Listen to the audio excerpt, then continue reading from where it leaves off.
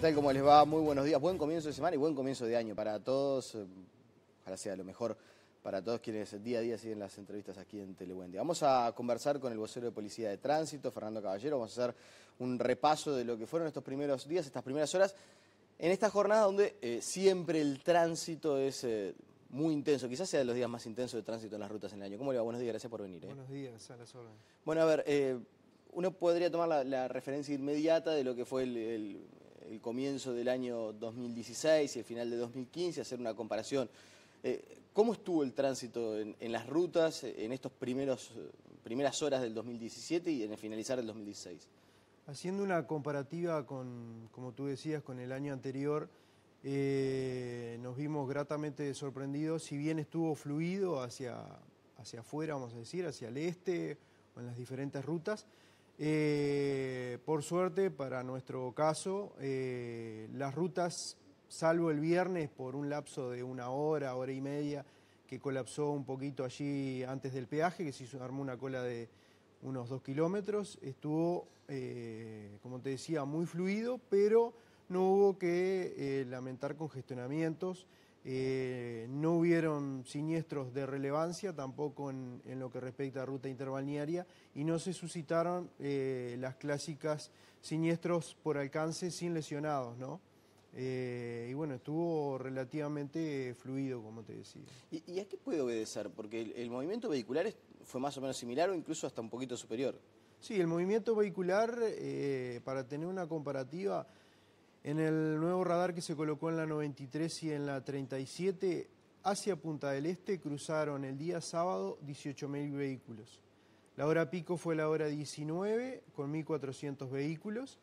Y sí, el flujo vehicular fue intenso, pero yo lo que vi que la gente como que tomó más, vamos a decir, más precauciones a la hora de salir, y el flujo vehicular fue constante y fluido durante todo el día.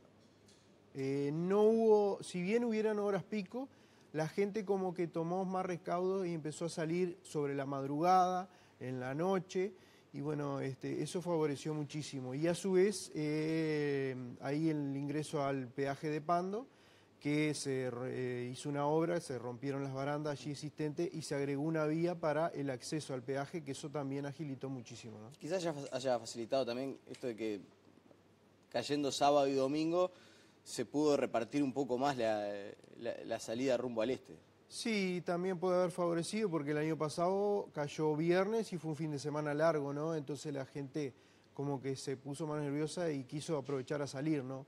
Pero la verdad que muy positivo la movilidad, ¿no? Conversábamos un poco incluso fuera de cámaras, bastante sorprendente, por lo menos para mí. Ayer me tocó transitar por la interbalnearia volviendo a Montevideo en horas de la tarde y era muy intenso el tránsito vehicular desde Montevideo hacia el este, incluso la jornada de domingo de tarde.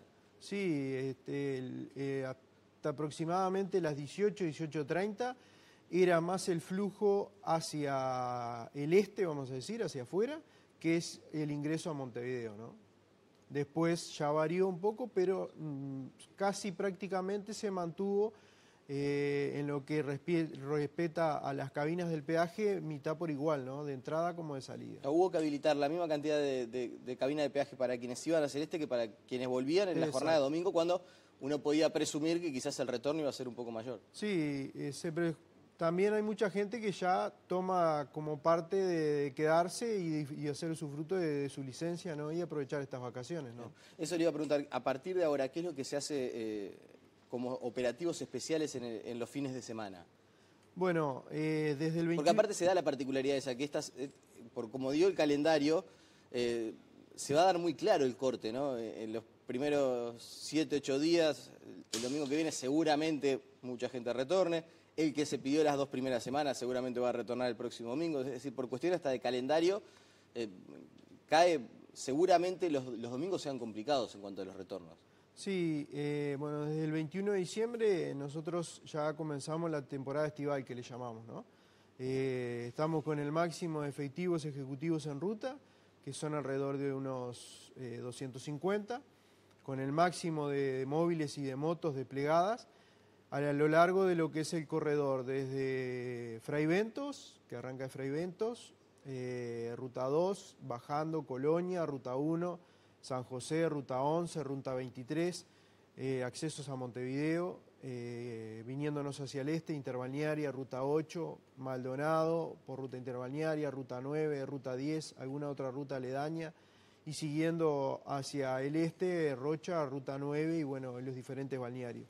Y vamos a estar trabajando en diferentes puntos, evaluando la problemática o lo que se pueda llegar a generar, y principalmente enfocado, como tú decías, a los domingos y fechas de recambios, ¿no?, donde se va a acentuar el flujo vehicular.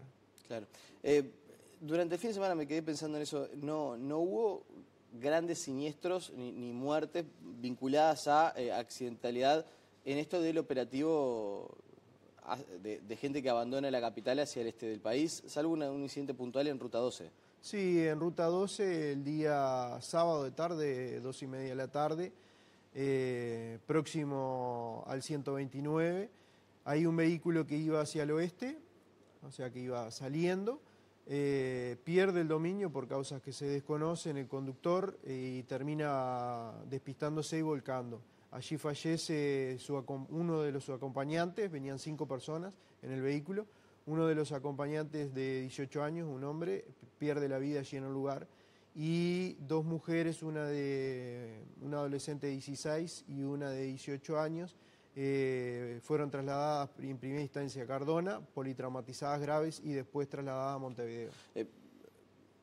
Con relación al 2010, al final de 2015, comienzo de 2016, ¿hay una reducción sensible? Sí. Realmente no recuerdo cómo fue el 31 de diciembre, 1 de enero del año anterior. Y hubo, o sea, en accidentes fatales andamos para casi igualados, ¿no? Pero haciendo un balance general estamos por debajo de la siniestralidad, ¿no? ¿El porcentaje lo tiene? No, porcentaje no, porque recién están haciendo el análisis y la información y todavía no lo tengo bien aceitado para brindártelo. Hablábamos de las tareas que se realizan y cómo se despliegan los efectivos en estas jornadas tan particulares. ¿Cuál es el rol, para que la gente lo tenga claro, el rol de policía de tránsito en estos días? Es decir, policía de tránsito se encarga más de viabilizar el flujo vehicular, esto que no se generen atascos, o también tienen sus facultades parar y multar, incluso en estas jornadas. O sea, no, nosotros, si bien somos una unidad especializada en tránsito, ¿no?, en la cual nos abocamos, como tú decías, si hay un congestionamiento, un siniestro de tránsito, poder canalizar y que todo el tránsito fluya con normalidad. También somos una unidad fiscalizadora, ¿no? Se fiscalizan en diferentes operativos, velocidad, alcohol, controles de THC o marihuana, se pueden poner puestos de control de adelantamientos incorrectos. Son muy diversos y variados los diferentes operativos que podemos diagramar durante todo el año y más en esta época, ¿no? ¿Eso no se abandona en estos días? No, para nada. O sea, al contrario, justamente la fuerza efectiva se le corta la licencia a partir del 18 y toda la fuerza efectiva está abocada a este trabajo, ¿no? ¿Y realizaron tareas de fiscalización, por ejemplo, de consumo de alcohol? Sí. Durante estos últimos días. Sí, estos días, por suerte ha venido en bajada el consumo de alcohol y por lo que estuve mirando, solo 7 espirometrías positivas, de las cuales 2 se realizaron en siniestros de tránsito, que por suerte no hubo que lamentar lesionados graves y lesionados leves. Y bueno, es muy poco para el flujo vehicular. En todo el país, durante los controles realizados durante el fin de semana, solamente 7 espirometrías positivas. Sí, en lo que respecta a nosotros, ¿no? Sí, está claro. En lo que respecta a nuestra unidad, sí, solo 7 espirometrías arrojaron resultados positivos. Y en cuanto había una particularidad para este año, usted lo mencionaba al pasar allí, por lo menos lo que les dejó estadísticamente en cuanto a los datos, pero se había instalado un radar en los cruces de la ruta 93 y 37, allí en la entrada en la entrada de Pan de Azúcar. ¿Cuánto sirvió? ¿Cómo se constató el comportamiento vehicular en ese punto donde antes no había un radar para medir las velocidades y ahora sí? Bueno, ese punto era un punto muy crítico, ¿no? Lamentablemente hubieron siniestros de características graves y bueno, en principio el Ministerio de Transporte optó por cerrar la rotonda allí existente y solo hacer el acceso hacia Piriápolis. Y después se vio la necesidad de poner el radar fotográfico, como los que existen hoy en día en Montevideo. Y bueno, en estas primeras horas de comportamiento ha sido relativamente positivo, ¿no? Si bien antes del radar ya hay una forma de advertencia, hay un móvil con conos desplegados allí en la zona, porque no quita de que porque esté el radar mucha gente lo respete, ¿no? O desconozca y bueno, y pasa exceso de velocidad, pero por el momento viene funcionando y se han constatado infracciones, ¿no? Se han realizado boletas de contravención, pues no se trabaja igual que la Intendencia de Montevideo momentáneamente, no se trabaja, que no van directamente al SUSIBE, sino que un policía recibe la foto con la velocidad del vehículo en una tablet y esa información se la brinda a un puesto de control que está más adelante del cruce y es detenida la persona, se le explica la infracción y bueno, si quiere ir a ver la foto y a ver la velocidad a la que iba, puede acceder al destacamento allí que está muy próximo y bueno, se lo notifica por escrito y se le entrega la multa en el momento. ¿Y cuántas multas han aplicado con ese nuevo sistema en estos primeros días? Y en estos primeros días alrededor de unas 15 o 20 multas, pero para el flujo vehicular que yo te decía que pasaron hacia el este 18.000 personas, 18.000 vehículos, perdón, hacia el este, relativamente el comportamiento, si tú lo comparás con el flujo vehicular, ha sido muy positivo. Claro, no quiere decir que solamente esas 15 personas hayan excedido la velocidad, sino que, bueno, lo que ustedes decían, no funciona como Montevideo, donde automáticamente la multa se Sí, notifica. hay... ¿Qué pasa? Para detener un vehículo tú tienes que tomar muchas precauciones, ¿no? Porque más con el flujo vehicular tan intenso. Tenés que... ¿Sabes que a eso mismo apuntaba la pregunta cuando yo le hacía referencia si en estos días, si bien las potestades de multa están presentes, obviamente, ¿cuál es la decisión que se adopta por parte del cuerpo? Si es más un tema de inspectivo y de viabilizar el tránsito o de fiscalización y multa. ¿Cuál es el espíritu que tiene Policía Caminera o Policía de Tránsito en estos días? Son las dos cosas, pero tú no podés, vamos a decir, por fiscalizar un adelantamiento incorrecto, por ejemplo, salís, tenés que tomar la distancia a cuál viene el vehículo, si el tránsito es fluido o no, si vienen 4 o 5 vehículos por detrás, capaz que tú le haces la seña a ese vehículo y él te ve y frena, acciona los frenos. Pero la gente que viene atrás no sabe por qué ese vehículo y capaz que no vienen a la distancia suficiente y lo que terminamos haciendo es un siniestro de tránsito y es más lamentable tanto para la gente que sale a disfrutar como para nosotros, porque lo primero que van a manifestar, no, el policía de tránsito me salió a detener la marcha y yo frené, entonces quedamos nosotros como parte involucrada del siniestro, entonces nosotros tenemos nuestro recaudo y por nuestra propia seguridad, ¿no? Porque nosotros no sabemos con qué conductor nos vamos a encontrar, capaz que viene bajo los efectos del alcohol y no nos da tiempo a evadirlo al momento de pararlo y bueno, y terminamos lesionados, ¿no? Claro. En estas jornadas en las cuales se había previsto un despliegue importante, incluso desde el aire, sí.